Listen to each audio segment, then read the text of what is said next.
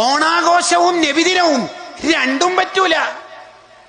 ക്രിസ്മസും നബിദിനവും അത് രണ്ടുമില്ല. ക്രിസ്മസ് വേറൊരു മതത്തിൻ്റെതാണ്, ഓണാഘോഷം വേറൊരു വിഭാഗത്തിൻ്റെതാണ്.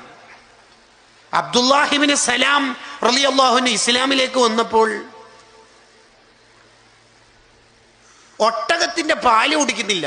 എന്തേ കാരണം എന്ന് വെച്ചപ്പോ മൂപ്പര് പണ്ട് യഹൂദി മതത്തിൽ നിന്നാണ് ഇസ്ലാമിലേക്ക് വന്നത്.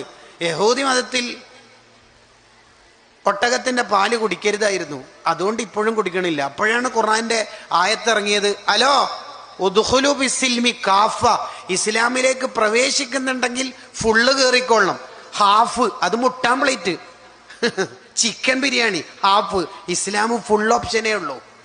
ഓണാഘോഷമുണ്ട്, ഇപ്പോഴത്തെ ചെറുപ്പക്കാർക്ക് നബിദിന പരിപാടിയുണ്ട്, ക്രിസ്മസും ഉണ്ട്, പള്ളി പരിപാലനുണ്ട്. ഇതെവിടെ നിന്നാണ് കിട്ടിയത്?